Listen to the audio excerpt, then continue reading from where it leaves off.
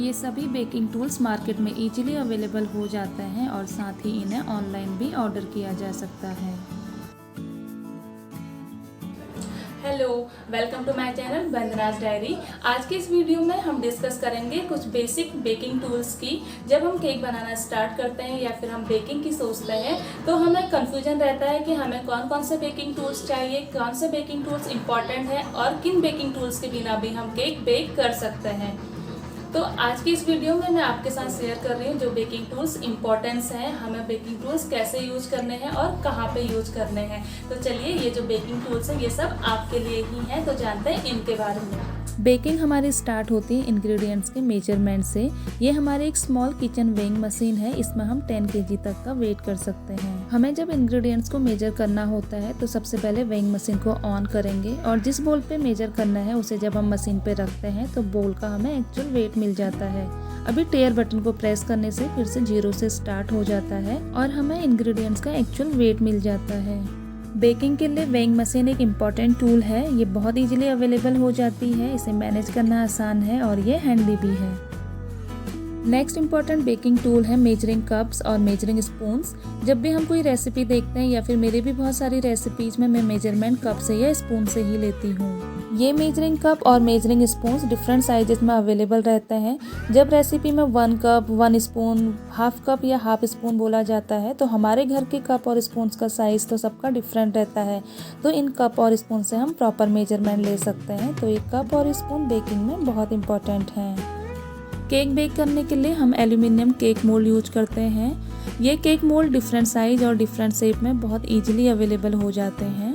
Moulds का size और shape आप अपनी चॉइस और नीड के अकॉर्डिंग ले सकते हैं। ये एल्यूमिनियम मोल्ड्स केक बेक करने के लिए बेस्ट होते हैं। इनमें केक जलता नहीं है और बहुत अच्छे से बेक होता है। केक बेकिंग और आइसिंग में यूज होने वाले कुछ और इम्पॉर्टेंट बेकिंग टूल्स हैं, जैसे कि मिक्सिंग बोल। हमारे पास कुछ डिफरेंट साइज के बोल्स होने चाहिए, जैसे कि कुछ ग्लास के और कुछ प्लास्टिक के। इनमें हम बेकिंग के लिए इंग्रेडिएंट्स रेडी करते हैं और व्हिपिंग के लिए क्रीम रेडी करते हैं। बेकिंग के लिए जब हम कोको पाउडर या मैदा लेते हैं तो उसे हमें सीव करके ही लेना होता है, इससे हमारा केक फ्लफी बनता है।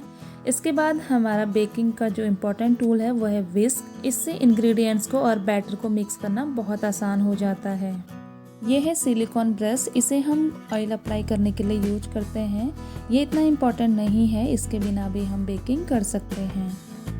सिलिकॉन स्पैचुला, इसके जो शार्प एजेस रहते हैं इससे हमें केक बैटर को मिक्स करना और साइड को स्क्रैप करने में बहुत हेल्प होती है। तो यह है सिलिकॉन स्पैचुला, सिलिकॉन ब्रश, विस्क, सीव और मिक्सिंग बोल्स।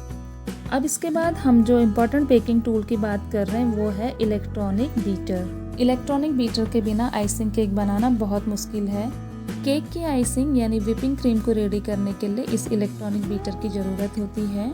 बहुत सारी ब्रांड में ये इलेक्ट्रॉनिक बीटर अवेलेबल रहता है। हम इसे डायरेक्ट मार्केट से या फिर ऑनलाइन ऑर्डर भी कर सकते हैं। अराउंड 250 वॉट से 350 वॉट तक का बीटर बेस्ट रहता है। केक की आइसिंग का जब हम प्रोसेस स्टार्ट करते हैं तो उसके लिए एक इम्पॉर्टेंट बेकिंग टूल है टर्निंग टेबल। वैसे तो हम बिना टर्निंग टेबल के भी केक की आइसिंग कर सकते हैं, लेकिन अगर हमें केक में परफेक्शन चाहिए तो उसके लिए टर्निंग टेबल ज़रूरी है। डिफरेंट साइज के और डिफरेंट टाइप के टर्निंग टेबल अवेलेबल हो जाते हैं। आप अपनी चॉइस और रिक्वायरमेंट के अकॉर्डिंग टर्निंग टेबल ले सकते हैं। टर्निंग टेबल पे केक की आइसिंग करना बहुत आसान हो जाता है। इस टर्निंग टेबल को हम इस तरह से घुमाते रहते हैं और केक को फिनिशिंग देते हैं। ये वुडन टर्निंग टेबल है, थोड़ा हैवी है और ये स्मॉल साइज की प्लास्टिक की टर्निंग टेबल है। इस तरह से बहुत सारी वैरायटी में टर्निंग टेबल मिल जाती हैं। केक की आइसिंग करने से पहले हमें स्पॉन्ज केक की लेयरिंग करनी होती है। लेयरिंग के लिए हम ये जिग-जैग नाइफ यूज करते हैं, इससे लेयरिंग करना इजी हो जाती है और परफेक्ट लेयर्स निकलते हैं। नेक्स्ट इम्पॉर्टेंट टूल है स्पैचुला। स्पैचुला हम आइसिंग के लिए यूज करते हैं।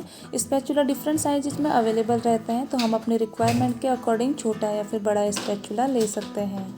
स्पैचुला से व्हिपिंग क्रीम को केक पर अप्लाई करना इजी होता है और इससे हम केक की लेबलिंग और फिनिशिंग भी करते हैं। केक की आइसिंग के लिए स्पैचुला एक इम्पॉर्टेंट टूल है। नेक्स्ट ये है स्क्रैपर्स। स्क्रैपर्स भी अलग अलग साइज में अवेलेबल रहते हैं। स्क्रैपर्स केक की साइड से फिनिशिंग देने के लिए यूज होते हैं। स्क्रैपर से केक की साइड्स की फिनिशिंग देना इजी हो जाता है। वैसे तो हम स्क्रैपर के बिना स्पैचुला से भी फिनिशिंग दे सकते हैं। केक का जो मोस्ट इम्पॉर्टेंट पार्ट है वो है केक का डेकोरेशन। केक को डेकोरेट करने के लिए हम नोजल्स यूज करते हैं। यह है नोजल्स। केक पे डिफरेंट डिजाइन और फ्लावर्स बनाने के लिए डिफरेंट नोजल यूज होती है। नोजल नंबर्स नोजल पे लिखे होते हैं। नोजल को हम पाइपिंग बैग में सेट करके यूज करते हैं। यह है पाइपिंग बैग। पाइपिंग बैग में हम नोजल सेट करके पाइपिंग बैग को आगे से कट कर लेते हैं और फिर पाइपिंग बैग में व्हिपिंग क्रीम को भरना होता है और फिर केक पे डिजाइन बनाना स्टार्ट करते हैं। अलग अलग डिजाइन और फ्लावर बनाने के लिए अलग अलग नोजल यूज होती है। सेम नोजल से भी हम कई प्रकार के डिजाइन बना सकते हैं, उसके लिए बस थोड़ा प्रैक्टिस की ज़रूरत होती है। और फिर हमारा ब्यूटीफुल यम्मी केक रेडी हो जाता है। आज हमने बेकिंग और आइसिंग के इम्पॉर्टेंट टूल्स डिस्कस किए। अगर आपको ये वीडियो पसंद आया है तो वीडियो को लाइक ज़रूर करें।